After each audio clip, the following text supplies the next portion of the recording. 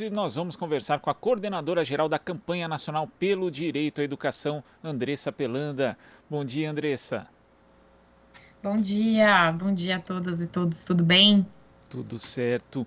Andressa, a Campanha Nacional pelo Direito à Educação divulgou ontem o estudo Não é uma Crise, é um projeto, os efeitos das reformas do Estado entre 2016 e 2021 na educação, com subsídios para uma análise a partir de raça e gênero, mapeando parte das medidas de austeridade implementadas e também as que ainda estão em discussão nos últimos 7 anos.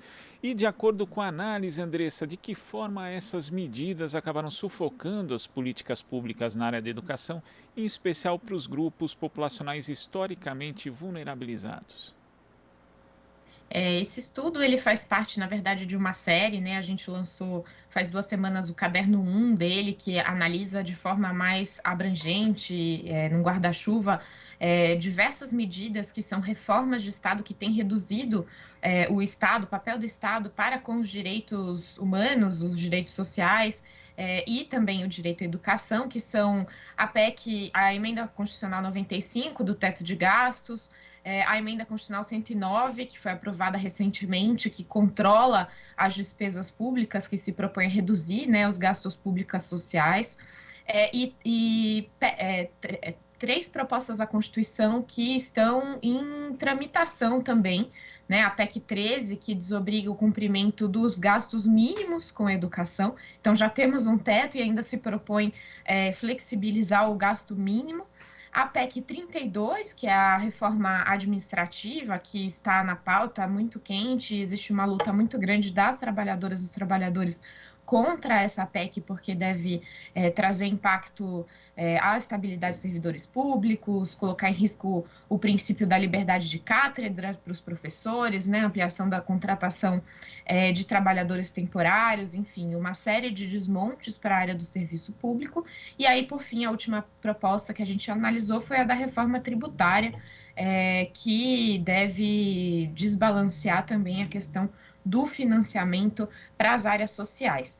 A outra lei que foi analisada, por fim, foi a reforma trabalhista, né, que flexibilizou e alterou direitos trabalhistas e sindicais, já trazendo uma toada de desmonte do serviço público.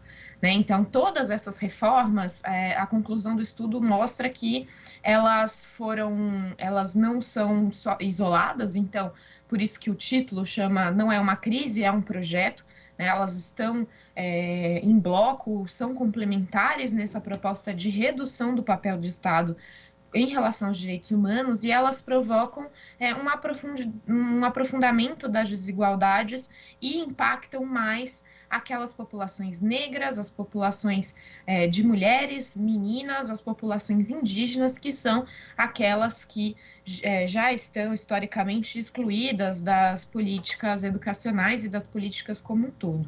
Né? Então, a gente mostrou, por exemplo, que a remuneração das mulheres, tanto no serviço público quanto na iniciativa privada, ainda é inferior à dos homens. Os homens ocupam cargos de alto escalão e mais bem remunerados, né? Inclusive na educação, e a precarização e desproteção do trabalho tendem a atingir majoritariamente as mulheres e ainda mais as mulheres negras a partir dessas reformas, né? E também por serem maioria, né, as trabalhadoras da educação enfrentam ainda mais riscos em razão da crescente precarização do trabalho em relação aos homens. A situação das trabalhadoras negras fica ainda mais fragilizada e algumas medidas que foram medidas afirmativas, como a lei de cotas, a ampliação do ensino superior e a educação de jovens e adultos, né, que tem essa proposta de reparar a exclusão histórica educacional da população negra, também podem sofrer impactos em razão desse desfinanciamento e dessa precarização proposta pelas reformas. Ou seja, essas reformas aliadas com as desigualdades estruturais que a gente já já vinha enfrentando, né, no Brasil, e acentuada pelos impactos da pandemia, geram provavelmente e vão piorar nesse quadro, caso elas sejam aprovadas, um processo de exclusão escolar a todos os estudantes brasileiros, mas em especial os estudantes negros e negras, fazendo uma agudização dessas desigualdades educacionais. E aí, é claro, isso vai impactar todas as metas e estratégias do Plano Nacional de Educação, que é a principal lei brasileira, né? Ela é a espinha dorsal que traz centenas de metas e estratégias para a educação no Brasil, desde a educação infantil, da creche até o ensino superior, e que já vem sendo descumprido. A gente fez um balanço do Plano Nacional de Educação agora, em 2021, e a gente mostrou que ele está somente com 15% das metas e estratégias em avanço de cumprimento numa aceleração suficiente para chegar em 2024, no final da vigência desse plano, com suas metas cumpridas. Ou seja, a gente tem 75% das metas que não estão cumpridas, ele está totalmente de escanteio, e isso pode piorar ainda mais em relação, caso essas reformas todas sejam implementadas ou essas reformas não sejam derrubadas.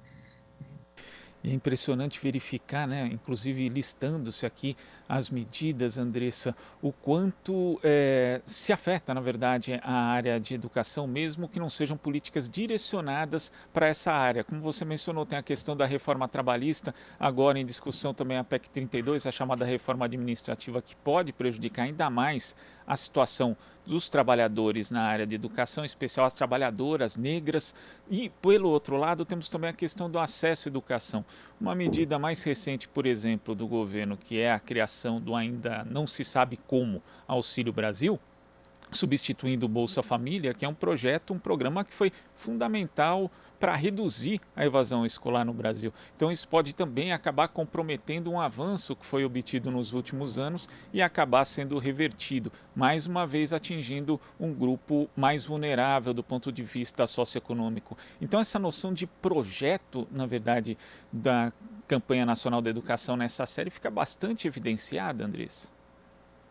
Sim, existem outras reformas, né? Como você mesmo citou, essa questão do Auxílio Brasil, ela impacta não somente por conta dos motivos que você traz, né? De desestabilizar um programa sólido como o Bolsa Família, como também traz junto uma série de penduricalhos, né? Um deles é a proposta de voucher, que é um recurso pequeno que não garante matrícula numa educação de qualidade, para a educação infantil ser repassado de forma direta, né, por parte do Programa Auxílio Brasil, para que as famílias possam matricular suas crianças em creches privadas, né? Então, é um processo bastante de privatização da educação, é um valor muito pequeno que não garante a matrícula numa escola privada de qualidade e mobiliza muito recurso que poderia estar sendo investido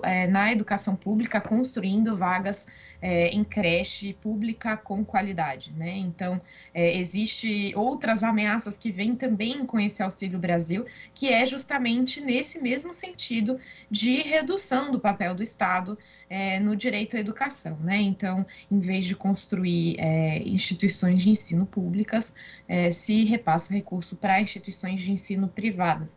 E, além disso, no próprio Auxílio Brasil tem propostas de reformação, de reformas, né, do próprio Programa Nacional de Alimentação Escolar, que também fica em risco por conta desse programa. Então, a gente pode listar mais uma série de outras reformas, a gente pegou as principais que já estavam mais avançadas no debate, e um desafio, inclusive, do estudo foi selecionar, né, quais reformas nos debruçariam, porque são muitas, e também ter um momento de parar de analisar essas propostas que ainda estão correndo, porque a cada semana elas mudam, existem negociações em relação às propostas, elas entram na pauta das comissões, do plenário, e são os principais carros-chefes das discussões do Congresso Nacional hoje, né? Ele está a mil fazendo essas reformas de redução do papel do Estado. E a gente também deixou de lado,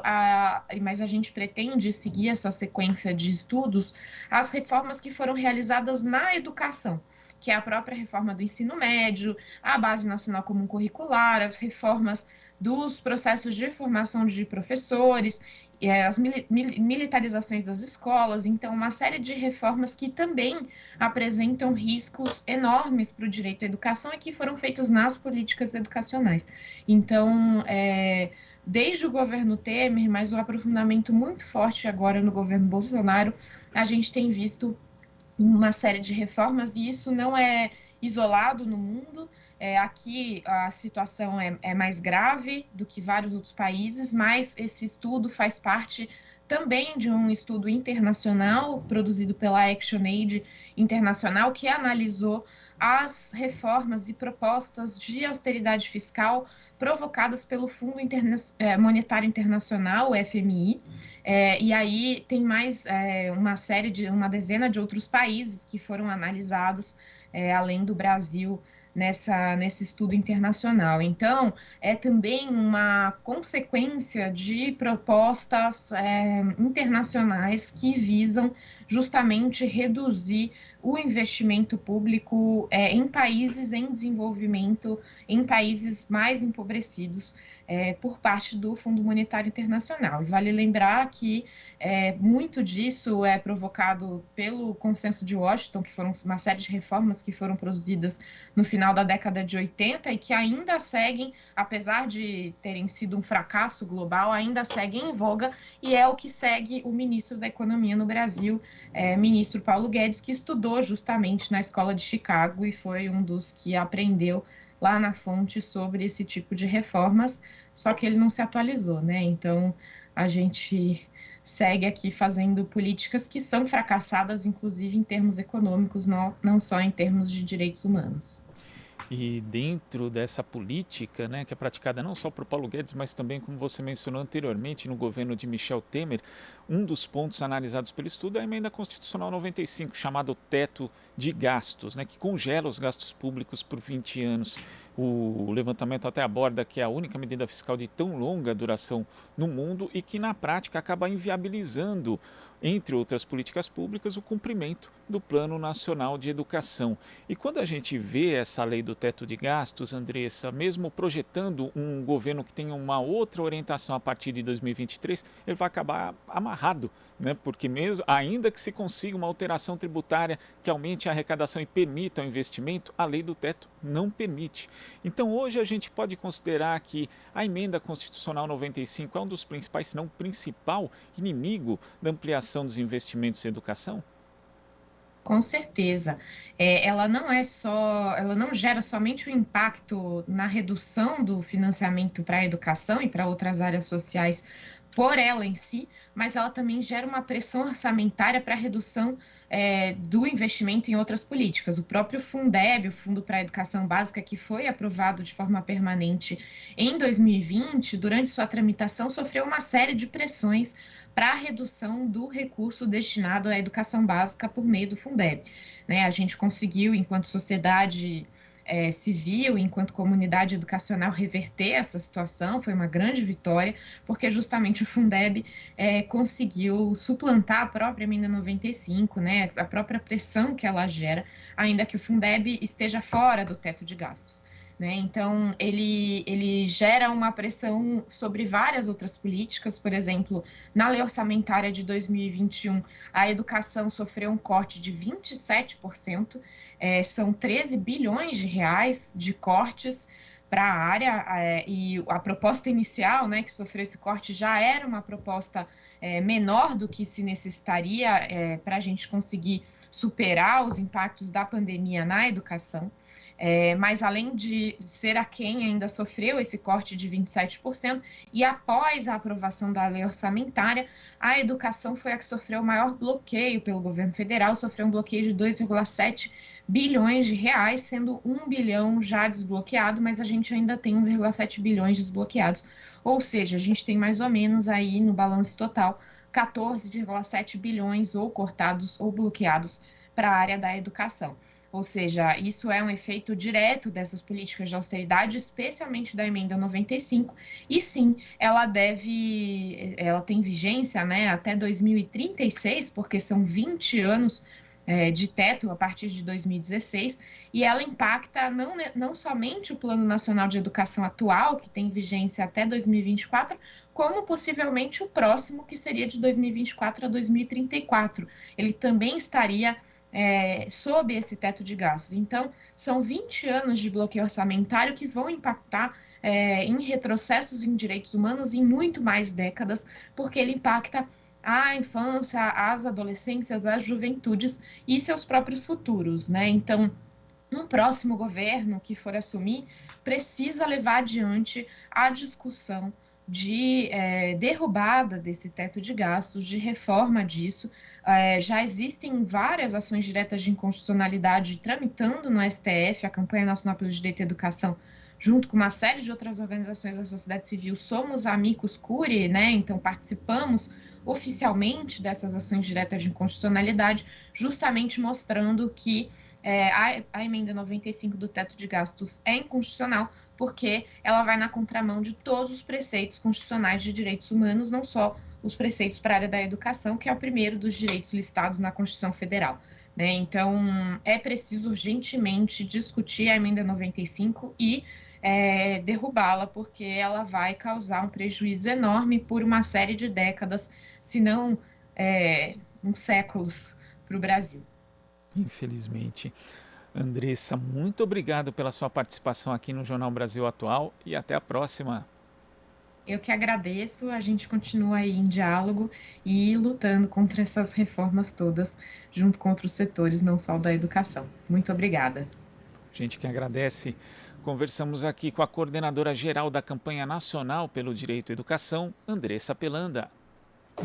Você está ouvindo Jornal Brasil Atual. As notícias que os outros não dão.